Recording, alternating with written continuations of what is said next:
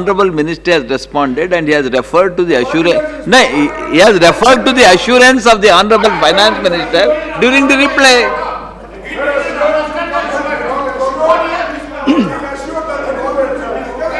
How? It is not for me. It is not for me.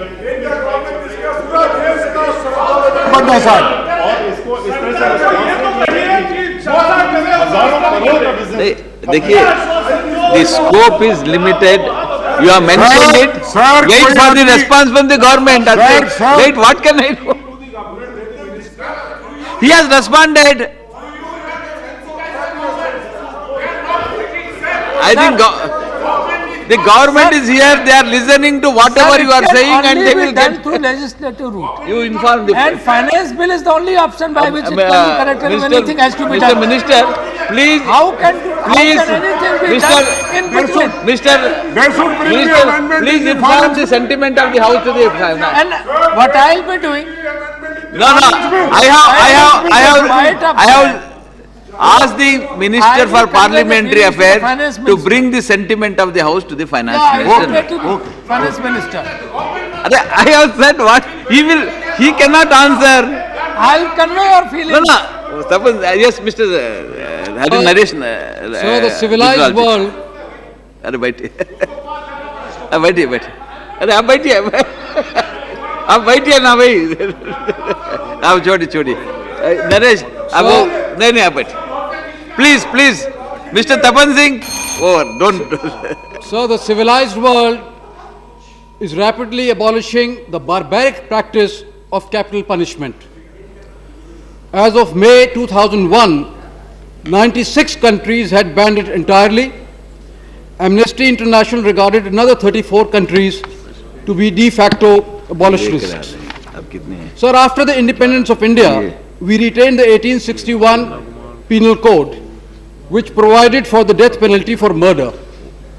During the Constituent Assembly debates between 47 and 49, several members expressed the idea of abolishing the death penalty. Dr. Ambedkar, during the Constituent Assembly debate, said that he would much rather support the abolition of the death sentence itself, because after all, this country by and large believes in the principle of non-violence. It has been its ancient tradition. The proper thing for this country to do is to abolish the death sentence altogether, unquote. Unsuccessful attempts were made to abolish death penalty in 1956, 1958, 1961 and 1962 through the introduction of private members' bills in both houses of parliament. The legality of capital punishment has been challenged many a times in the Supreme Court. Sir, India is a country of Buddha and Gandhi, whose ideals we all cherish. The Guru Granth Sahib, the Buddhist tenets and the New Testament all believe that the power to give and take life lies only with the God. So the death penalty is the ultimate denial of human rights.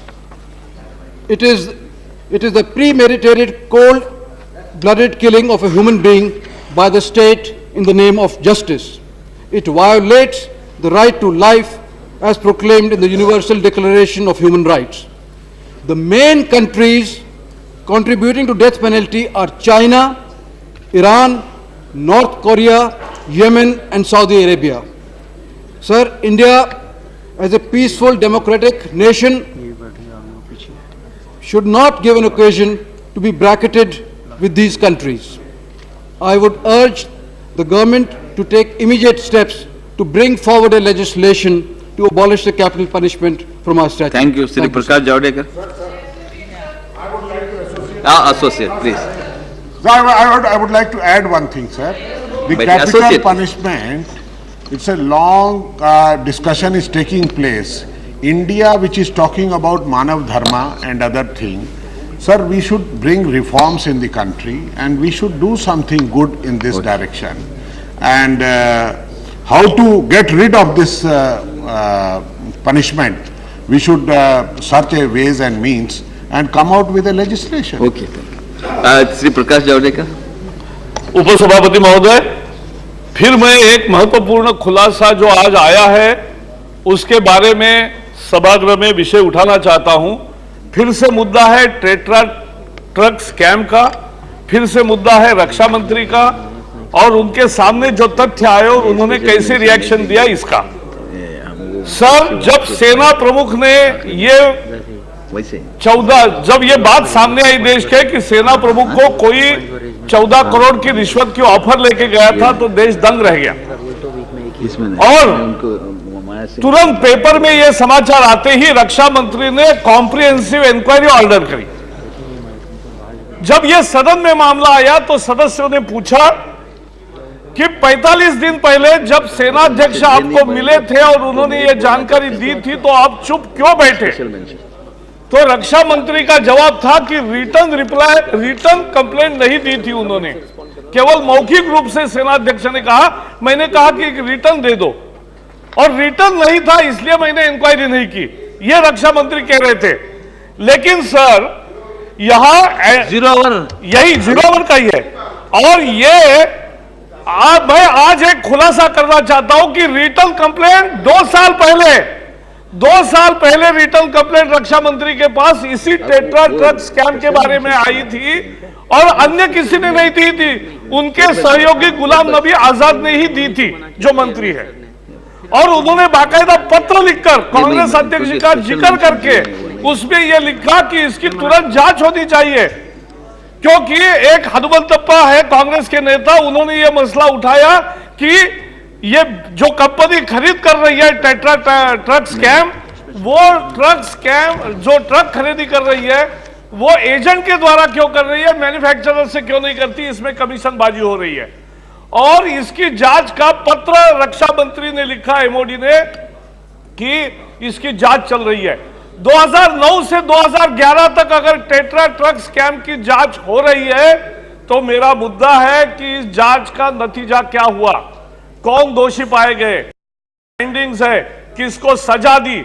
और अगर 2 साल में जांच भी पूरी नहीं होती है तो यह सरकार और यह रक्षा मंत्रालय ये स्कैम को छुपाने की कोशिश कर रहे हैं, उसको संरक्षण देने का काम कर रहे हैं और ये करप्शन का साथ देने का काम कर रहे हैं, और यही बहुत गंभीर स्थिति है।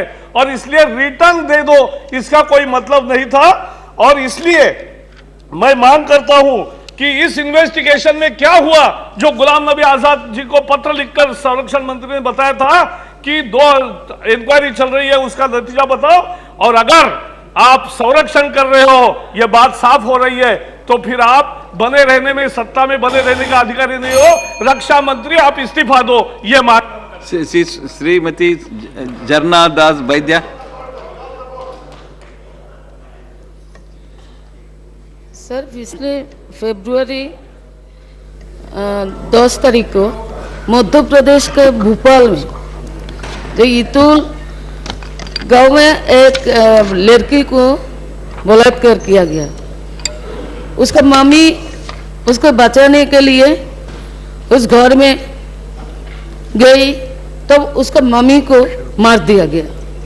एक जर्नलिस्ट को अरेस्ट किया गया, लेकिन आज तक उस लड़की को कोई कंपनसेशन भी नहीं मिला, कोई विचार भी नहीं हुआ। और एक जर्नलिस्ट नहीं था, वो जो ग्रुप है वो दूसरा कंट्री में जो ट्रैफिकिंग का काम करते हैं, ये लोग था, गैंगरेप हुआ था, लेकिन दूसरा जो आरोपी था उसको अभी भी गिरफ्तार नहीं किया गया। तो वो देश में चलते रहे सर, तो कैसे लड़की लोग बाहर जाएंगे, काम करेंगे, ये मेरा समझ में नहीं आते। हम ये चाहते हैं आपके माध्यम से ये आरोपी को गिरफ्तार किया जाए, अपराधी को गिरफ्तार किया जाए और कड़ी से कड़ी सजा दिया जाए, यही मेरा प्रश्न। धन्यवाद। Yes, special mention Shrimati Bimla Kashyap Sood. सभापति जी, हिमाचल प्रदेश के जिला शिमला में अन्नाडेल ग्राउंड सेना प्राधिकरण ने 1955 में हिमाचल सरकार से पट्टे पर लिया था, जिसकी अवधि 31 मार्च 1982 को ख़त्म हो गई। उसके बाद सेना प्राधिकरण द्वारा इस ग्राउंड की अवधि नहीं बढ़ाई गई।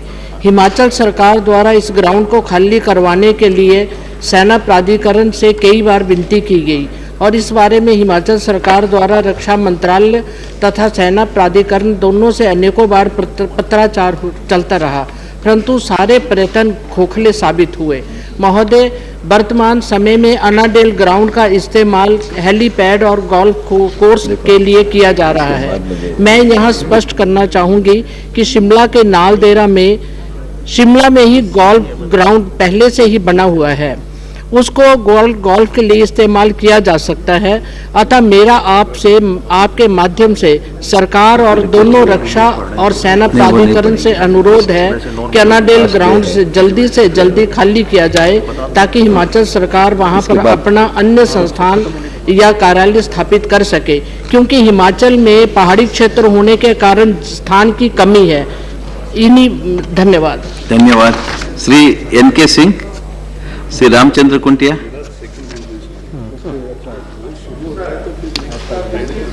Want to declare Odia language as the classical language. The Odia language etymologically derived from the word Udra, which means agriculture. Odisha symbolized the farmers as mentioned in Natya Shastra of Sak Bharat in 2nd century AD in 261 BC at the time of Asoka in 13th rock edict, where it is mentioned of killing of 1 lakh people and 1.5 lakhs arrested in Kalinga war, indicate clearly the presence of Odia language. The great Kalinga state at the time of Samrat Airakharavala, when the Kalinga was from Ganga to Godavari up to Mathura in 168 BC, which is written in the elephant cave of Khandagiri and Lalitagiri, and the subsequent information found of Bhoma dynasty and Kesari dynasty from 790 to 850, and the 15th century Mahabharata written by Sarala Das at the time of Kapilendra Dev clearly speak about the Odia language. It has separate script of its own. It is one of the original oldest language. Therefore, I urge upon the government to decide Odia language as declared Odia language as the classical language, as some of the languages have already been declared as the classical language. Thank you. Sri K.N. Balgopal. Sir, ensure the safety of the fishermen in Kerala coast. Sir, following the murderous attack by the Italian ship Enrica Lexi, the incident on March 1st, 2012, in which an oil tanker rammed into the fishing boat close to the Kerala coast, killing 5 men, has spread panic and outrage among fisherfolk on the western coast. That the criminal ship could not just speed away, despite the presence of a formidable Southern Naval Command and a fleet of Coast Guards in Kochi, has raised serious security concerns. Similar incidents had happened in the past too. Reports indicate that at least 15 fishermen had died in recent years, but except a few cases, the culprits were not identified and arrested. In many of the cases, the affected fishermen families were not given compensation. The fisherfolk in the coast of Kerala are suffering from serious fear. Kerala coast is a busy route of international ships, and at any given point of time, more than 40 ships are in the coastal waters. It is estimated that at least 1,500 ships travel per day through this route. This shows the dangerous situation of the fisherfolk working there. The government have to ensure the safety of the fishermen by giving strict direction through maritime agencies to the ships about the safety measures to be followed, and adequate steps should also be taken to pay compensation to the affected fishermen and their families. Thank you, sir. Thank you. Srimati Gundu Sudharani. Thank you, Srimati, sorry. Thank you, sir. The government of Andhra Pradesh proposes to take up P.V. Narasimha Rao Kantanapalli Sujala Sravanti project on Godavari river by constructing a barrage at Kantanapalli in Warangal district. The objective behind taking up of this project is to establish 7.5 lakh acres of Sri Ram Sagar project 1 and 2 Ayakat, which is facing shortage of water. The government of Andhra Pradesh has given administrative approval in February 2009 for rupees 10,409 crores to lift 50 TMC of water and cropping into existing SRSP canal for stabilization of 7.5 lakh acres of SRSP ICUT. The preliminary project report was submitted to the Central Water Commission in November 2009 for obtaining clearance. The government of AP has given replies relating to hydrology, interstate irrigation to the Planning Directorate of CWC. The hydrological data submitted by the government of Andhra Pradesh is sufficient for proving the DPR project in principle.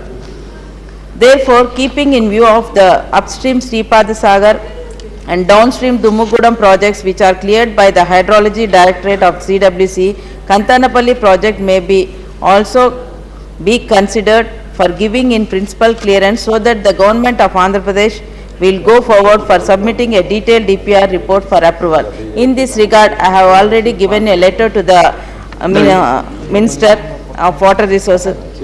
Hence, I request the Government of India and also the Honorable Minister of Water Resources to take immediate steps for granting in principle clearance of this project which help the poor farmers of SRSP ICUT. Thank you, sir. Thank you, Sri Balbir Punj. उपसभापति जी, मैं सदन के माध्यम से भारत सरकार और आंध्र प्रदेश सरकार का ध्यान आंध्र प्रदेश के तिरुपति में अवैध रूप से चलाए जा रहे निर्माण कार्यों की ओर आकृष्ट करना चाहता हूं। तिरुपति के पर्वत शिखर तिरुमला, जहां बालाजी मंदिर स्थित है, वहां किसी की निजी अचल संपत्ति नहीं है और ना हो सकती है। यहाँ की भूमि और अन्य संपत्तियों का नियंत्रण तिरुमला तिरुपति देवस्थानम नामक ट्रस्ट करता है। इस ट्रस्ट के द्वारा बनाए गए धर्मशालाओं और भक्त शिविरों में प्रतिदिन 40,000 भक्तों के ठहरने की क्षमता है। महोदय, सन 2004 से ट्रस्ट उदारता पूर्वक श्री पद्मावती नगर में निजी क्षेत्र को निर्माण कार्य के लिए भूमि उपलब्ध करा रहा है। तब तक यहाँ अतिथि गृहों की संख्या 20 थी। पिछले 6 वर्षों में यहाँ वीआईपी और निजी अतिथि गृहों की बाढ़ सी आ गई है। देश के नामी व्यापारी घरानों के यहाँ आधुनिक सुख सुविधाओं से लैस अपने अतिथि गृह हैं। महोदय, हालांकि धर्मार्थ के नाम पर बनाए जा रहे ऐसे अतिथि गृहों का नियंत्रण ट्रस्ट के पास होता है, किंतु इन वीआईपी अतिथि गृहों में आम आदमी को ठहरने का अवसर नहीं मिलता। यहाँ के अतिथि गृहों में लगातार 10 दिन से ज़्यादा ठहरने की अनुमति नहीं है, किंतु अतिथि गृह का निर्माण कराने वाले अमीर और अपने आप को दानवीर कहने वाले साल भर का किराया अग्रिम भुगतान कर इसे अपने नाम के लिए आरक्षित रखते हैं। महोदय, दान के नाम पर चल रही यह कार्य तिरुपति के पर्यावरण के लिए भी खतरा है। तिरुमला एक पर्वत शिखर है और भूमि सीमित है।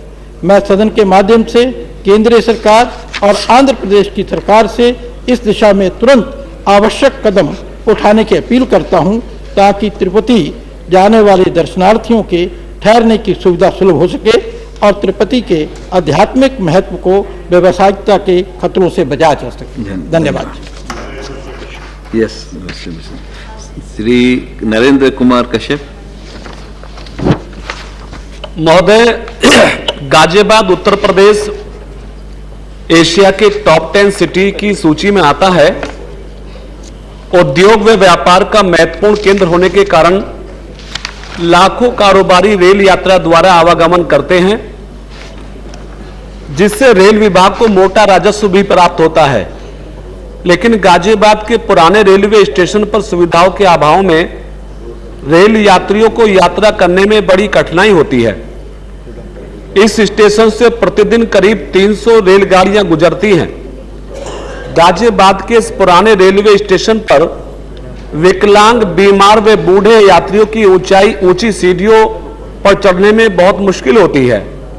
यात्री आरामगाह व वीआईपी आरामगाह की कमी से हजारों यात्री प्लेटफार्म व पटरियों के आसपास घूमकर अपना समय व्यतीत करते हैं। सफाई, शौचालय, बाथरूम व स्वच्छ पीने के पानी का हमेशा अभाव रहता है। पार्किंग की गंभीर कमी से यात्रियों के स्टेशन पहुंचने में देरी होती है। हमेशा जाम की स्थिति स्टेशन के आसपास रहती है। पार्सल घर बंद होने से सामान्य व्यापारियों को बुकिंग के लिए दिल्ली आना पड़ता है। अनेकों प्रमुख ट्रेनें गाजियाबाद में ठहराव के बिना आगे निकल जाती हैं और सबसे गंभीर समस्या गाजियाबाद से मेरठ जाने के लिए राजनगर संजयनगर गुलदार क्षेत्र में रेलवे लाइन के दोनों ओर की दीवारें टूटने से आए दिन व्यक्ति व जानवरों की मौत होती रहती है। उपरोक्त समस्याओं को राज्यसभा में प्रमुखता से उठाया गया। बामुश्किल गाजियाबाद के पुराने रेलवे स्टेशन की उच्चीकरण की कार्रवाई को अमल में लाने का प्रयास हुआ, परंतु कार्य धीमी गति से होने के कारण समस्याएं जस की तस बनी हुई हैं। गाजियाबाद में बनने वाले ओवरब्रिज का रेलवे भाग पूरा न होने से यातायात व्यवस्था में कठिनाई हो रही है। अतः आपके माध्यम से सरकार से पुरजोर अनुरोध करता हूं कि शीघ्र समय सीमा निश्चित करके पुराने व नए रेलवे स्टेशन गाजियाबाद की मूलभूत समस्याओं का निदान कराने का कष्ट करें, ताकि लाखों रेल यात्रियों को सुगमता से रेल यात्रा करने में कोई कठिनाई ना हो। धन्यवाद। श्रीमती हाँ, श्री भगत सिंह कोश्यारी नहीं, श्री विजय दर्दा नहीं, जनार्दन वाघमारे, श्री रुद्र नारायण पानी, हेम मालिनी, आप बोलना चाहते थे? Since I was not there the other day, so I thought I can take a permission and say bid farewell. Yeah, my farewell speech. Yeah. No, you second farewell fange. I thank Chairman Sahab for giving me this opportunity to say a few words of thanks, since it is going to be the last day for me in Rajya Sabha. To be in Rajya Sabha is a great honor. Out of billions of people in this country, very few people get this opportunity. Yeah.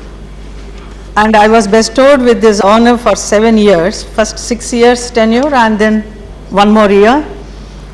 And I enjoyed the 7 years to the fullest. Since I am coming from a different background of art and culture, it was a very unique experience being here in this august house. I thank my party for giving me this wonderful opportunity, and I thank them for having faith in me and supported me always. And I also thank the other members of the house.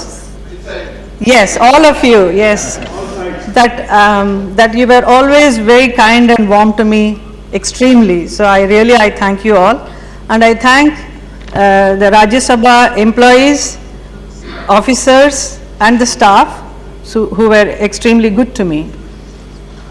Many members expressed their feeling that they are feeling sad that I am leaving. I had the privilege of being #1 heroine in my film industry for several years.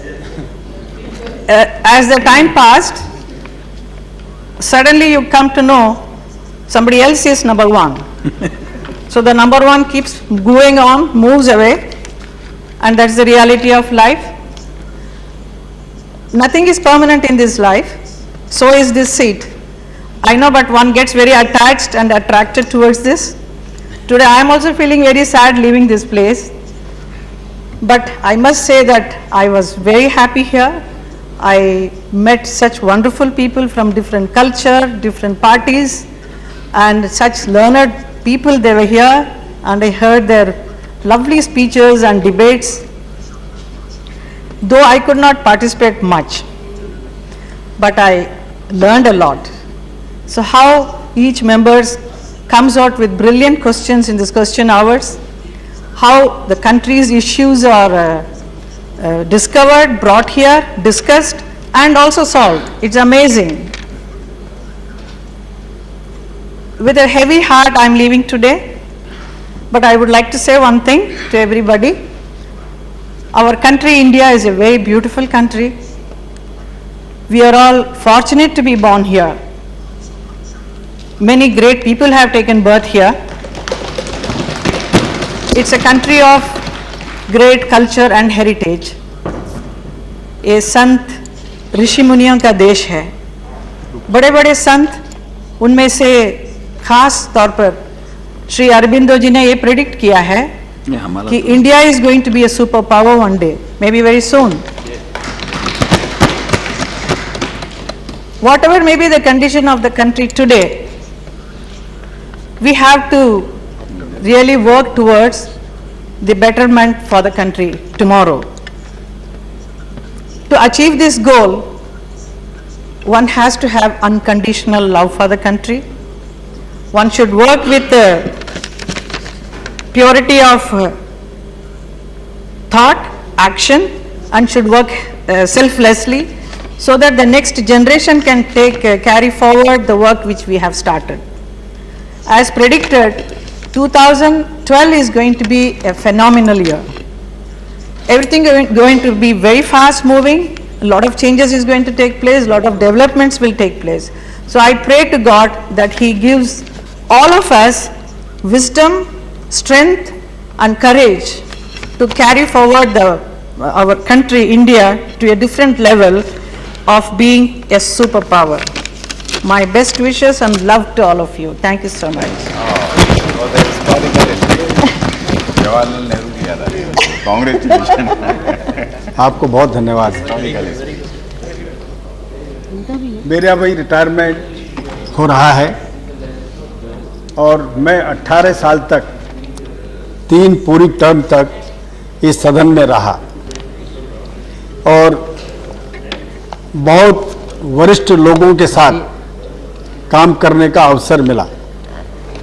सबसे पहले मैं अपने party के नेतृत्व को धन्यवाद देता हूं कि उन्होंने मुझे इस वरिष्ठ सदन में आने के लिए 3 बार मौका दिया. लोग ऐसा कहते हैं कि राज्यसभा में आने के लिए कुछ बहुत जोड़ तोड़ किया करना पड़ता है, लेकिन अध्यक्ष महोदय, मैं कहना चाहता हूं कि मैंने इस सदन में आने के लिए एक चाय का कप का पाला भी खर्च नहीं किया. ये मेरा सौभाग्य रहा, क्योंकि मैं ऐसा मानता हूं कि हम इस सदन में जो कुछ करना और बोलना चाहते हैं वह इस देश के पिछले इतिहास में तो रिकॉर्ड होगा ही, लेकिन अगर हम अपनी भावनाएं व्यक्त करते हैं भविष्य के लिए तो वह भविष्य के लिए भी रिकॉर्ड होता है. और इसलिए इस सदन का सदस्य बनना मेरे जैसे व्यक्ति के लिए ये बहुत गौरवशाली बात रही. मैं अपने आप को भाग्यशाली मानता हूं कि मुझे ये स्वर्ण अवसर मिला इस सदन में 3 बार रहने का. अध्यक्ष महोदय, मैं 75 वर्ष का हो गया हूं और मैं रिटायर भी हो रहा हूं, इसलिए मुझे इस बात का कोई मन में गम नहीं है कि मैं रिटायरमेंट यहाँ से ले रहा हूँ. और मुझे ये भी मालूम है कि भविष्य में इस सदन में शायद मैं नहीं आ पाऊँगा, इसलिए मेरी सबके साथ जिन मित्रों ने, सांसदों ने, सरकार के अंदर रहने वाले मित्रों ने, भाइयों ने, बहनों ने, सब ने जो जब भी मुझे सहयोग किया, मुझे अपना आशीर्वाद दिया, अपनी सद्भावना दी, मैं उन सब के प्रति अपना आभार व्यक्त करता हूं. अध्यक्ष महोदय, मुझे इस गरिमामय सदन में बोलने के लिए और आदरणीय उपराष्ट्रपति जब शंकर दयाल जी शर्मा साहब थे तब से लेकर अब तक हमारे वर्तमान उपराष्ट्रपति महोदय और आप उपाध्यक्ष महोदय, ये सब ने मुझे बहुत स्नेह दिया है. ये मेरे लिए एक साधारण व्यक्ति के लिए गौरव की बात है कि इन महान पुरुषों के साथ मुझे इस सदन में रहने का अवसर मिला. मैं उनके प्रति अपना आभार व्यक्त करता हूं कि उन्होंने जो जब भी कभी मुझे बोलने के लिए सदन में इजाज़त मिली, मुझे ठीक से बोलने का अवसर दिया और मेरे विचार जो कुछ थे मैंने सदन के अंदर प्रस्तुत किए. मैं इस बात को भी कहना चाहता हूं अध्यक्ष महोदय कि अब ये सदन में जो आज की परिस्थिति है उसके बारे में जब कभी चर्चा होती है तो चिंता का विषय हो जाता है. ये बात जरूर है कि हम भविष्य की दृष्टि से देखेंगे तो हम मानते हैं कि भारतवर्ष एक बड़ा समृद्ध राष्ट्र के रूप में उभर कर आने वाला है. लेकिन अध्यक्ष महोदय, ये कल्पना और ये सपना हमारा तभी पूरा हो सकता है जब हम सब लोग मिलकर कम से कम इन बातों पर निर्णय करें कि राष्ट्र हित में जो कुछ बातें हैं उसके बारे में हम सब मिलकर एक मत बनाकर इस देश को आगे ले जाने का संकल्प व्यक्त करें। मुझे विश्वास है कि हमारे सदन के सभी माननीय सदस्य इस बात को अच्छी तरह से जानते, मानते और पहचानते हैं कि देश का उत्थान और देश का निर्माण लोकतांत्रिक व्यवस्था की संस्था के माध्यम से होना ही है। इसलिए इसकी गरिमा, इसकी प्रतिष्ठा और इसका सम्मान सब प्रकार से सुरक्षित हम रखेंगे। हम लोग रखे हैं, आगे भी रखते रहेंगे, ऐसी मेरी भावना और ऐसा मेरा सबसे निवेदन है। अध्यक्ष महोदय, अंत में मैं ये बात कहना चाहता हूँ कि इस देश के अंदर ये लोकतांत्रिक व्यवस्था का जो ढांचा बना हुआ है, इसको संपुष्ट करने के लिए हम सब, चाहे यहाँ रहें या न रहें, बाहर रह करके भी हम देश की, समाज की सेवा करते रहेंगे। पहले भी करते रहे हैं, आगे भी करते रहेंगे। आप सबका आशीर्वाद मुझ जैसे व्यक्ति को मिलेगा तो मैं आगे भी अपने देश और समाज की सेवा करने में तत्पर रहूँगा। इन्हीं शब्दों के साथ आपने मुझे मौका दिया, उसके लिए मैं आपका धन्यवाद देता हूँ। उपाध्यक्ष महोदय। Honorable members,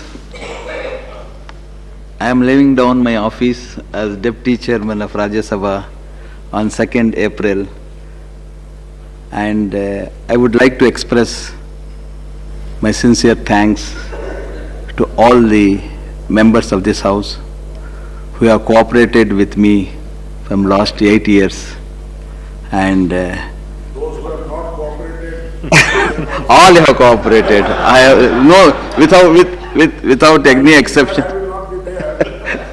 All have cooperated. You have given me love, respect, and sometimes the chair has some compulsions, and sometimes chair has to work in a very constrained manner. Then probably I might not have given the opportunity to some of the members. It is not my intention to deprive the members' right to give opportunity and express their opinion, but because of the time management, sometimes the chair will have this constraint. I will apologize if anybody is hurt by my decisions, my rulings, and also I thank all the leaders of the all political parties, leader of the House, our Prime Minister, respected Prime Minister, Dr. Manmohan Singh, the leader of the opposition, and all floor leaders of the all political parties. And I thank my party leadership who has given me the opportunity to preside over this House for over 8 years. And I once again thank the Secretary General who has extended full cooperation in the functioning, the Secretary and the other staff of the table office, marshals,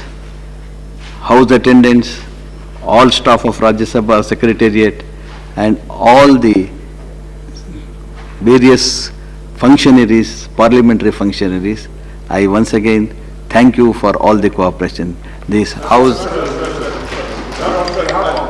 On behalf of my party, and I think all of us will associate, all the members will associate. So we've always found you, last 8 years, it's my experience in this House, that we have never found you discriminating in any manner. You have always been, we have always seen you smiling, and a smiling face which not only we have seen here but the whole country. Where as soon as they see you sitting here, they know that now the atmosphere would change because you are on the seat, even if there was tense atmosphere.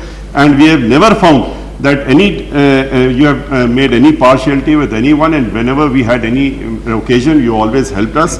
And we also feel and we pray that this 8 years will again continue further, and it will not remain here. आपकी इस विदाई बेला में प्रतिपक्ष के तरफ से मैं आपको इतना ही कहूंगा। मैं तो नहीं रहूंगा यहाँ, पर मैं इतना जरूर कहूंगा कि आपके मुस्कुराता हुआ चेहरा, जो प्रतिलक्षित सिर्फ आपके चेहरे पर नहीं होता, आपकी आंखों के माध्यम से होता है, आपकी भाषा के माध्यम से होता है और आपके अनुशासन के माध्यम से होता है, उसको मैं विशेष करके मिस करूंगा। पर मेरी भगवान से यही प्रार्थना है, ये मुस्कुराता हुआ चेहरा अपने राजनीतिक जीवन में और ऊंचाइयों को छुए और ऊंचे जाएं आप, और आपके इस मुस्कुराहट को और लोगों से बांटें। ये खुशबू सिर्फ अपने पास रखने की नहीं है, दूसरों को बांटने से और बढ़ेगी। इस पर भी विराजमान हूँ और सदन की कार्रवाई चल रही है। आप जब मुस्कुराते हैं तब तो बड़ा नेचुरल लगता है, परंतु जब आप गुस्सा करते हैं, कोशिश करते हैं, तो लगता है कि अननेचुरल है, आप एक्टिंग कर रहे हैं। It doesn't look genuine at all, but your smile, it looks very genuine. And I would say, out of the 8 years, sir, you have steered the house in most difficult situations. Because chairman साहब तो question hour में होते हैं, वो comparatively that is much easier. And you are here when most difficult situations are handled. So we give you credit, sir, and salute you, sir. Sir, on behalf of Congress Party, I extend you all the best wishes, and I am happy that from that bench closer to Ahluwalia ji, you will be coming this side. Thank you.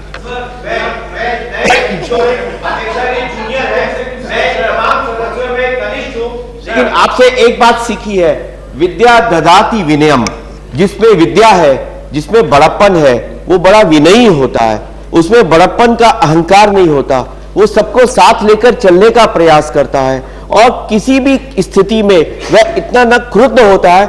आज की परिस्थिति में जब हम देखते हैं अपने ही अपनों की पीठ में खंजर भोंकते हैं, ऐसी स्थिति में आपने इन तमाम विभिन्न विचारों के पार्टियों को साथ में लेकर एक ऐसा नेतृत्व दिया जिस पर हमें गर्व है सर, और हम हमेशा आपको याद रखेंगे। उपाध्यक्ष महोदय, उपाध्यक्ष महोदय, 1 second please, 1 second, 1 minute, sir, 1 second, sir.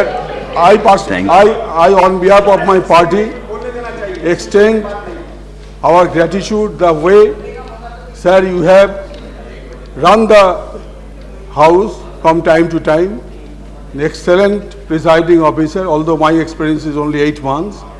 आप जैसे विद्वान आदमी, लेखक हम टेम्पोरली मिस करेंगे ही हमारा उम्मीद है।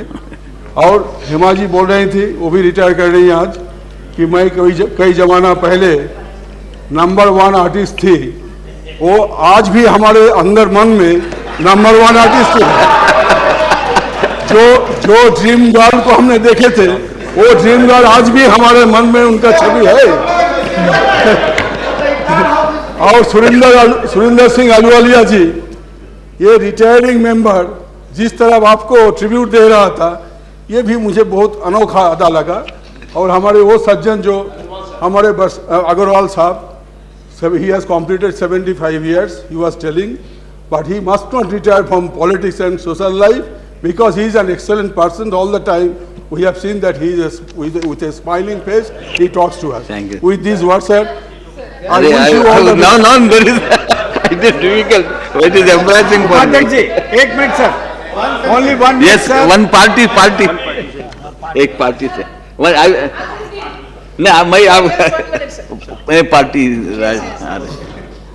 सर, मैं अपनी पार्टी के तरफ से और अपने तरफ से आपके प्रति बहुत आभार व्यक्त करते हैं सर।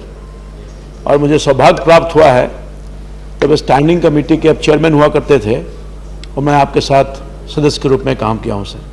इससे बहुत पहले से मैं आपको जानता हूं सर, आपके व्यवहार को, आपके स्वभाव को, आपके काम करने की क्षमता को as a standing committee chairman, और आज सदन में भी लगभग 2 साल से 8 साल से आप काम कर रहे हैं सर। मुझे सौभाग्य प्राप्त हुआ है कि लगभग 2 साल से मैं आपको करीब से वॉच कर रहा हूं, और निश्चित तौर पर जो दिखते हैं आप, माननीय सदस्यों ने कहा, उससे कहीं ज्यादा अच्छे हैं सर आप। और मैं तो दुआ करता हूं आपके लिए सर कि आपकी आयु लंबी हो, और जिस कार्य क्षमता के साथ आपने इस हाउस को, इस सदन को, सब लोगों को लेकर के चलाने का काम किया है, अल्लाह करे कि आप और ऊंचे पद पर जाएं। और इसी तरह से जैसा कि अहलूवालिया साहब ने कहा, मुस्कुराते हुए देश और दुनिया को अपनी एक छाप जो देने का काम सदन के माध्यम से किया है, आगे भी देते रहने का काम करें। मेरी पूरी शुभकामना है। साथ ही साथ अहलूवालिया साहब के प्रति, आदरणीय अग्रवाल साहब के प्रति, मैडम हेमा जी के प्रति जो आज रिटायर हो रही हैं, उनके प्रति भी मेरी बहुत शुभकामना है। अहलूवालिया साहब को पिछले 20 साल से मैं जानता हूं, हमारे बिहार पटना के हैं निवासी, इससे विशेष तौर पर जानता हूं। मैं समझता हूं कि आज इन तीनों लोगों की खबी सदन में कमी महसूस होगी। और मुझे इन लोगों के लिए भी शुभकामना है कि आने वाले वक्त में जिस तरह से अपना योगदान देश की सेवा में देते रहे हैं, आपके सहित सब लोग आगे भी देते रहने का काम करें। सब लोगों को शुभकामना और बधाई के साथ हम अपनी बात समाप्त करते हैं। धन्यवाद sir.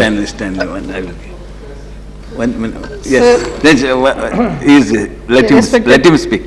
Let him. I will tell you. Okay, sir.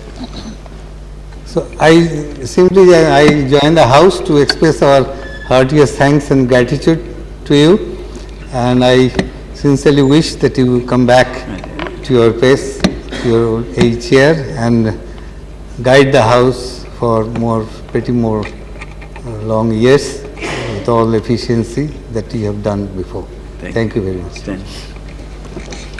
Thank you, sir. I'm not as experienced or a elderly person like others to wish you, but still, on behalf of our party and myself and my association with you for the past 4 years, sir, I've been really very, sometimes when you're in the chair, sir, when my chance comes to speak, maybe we are afraid of your very strict adhering to the time. But that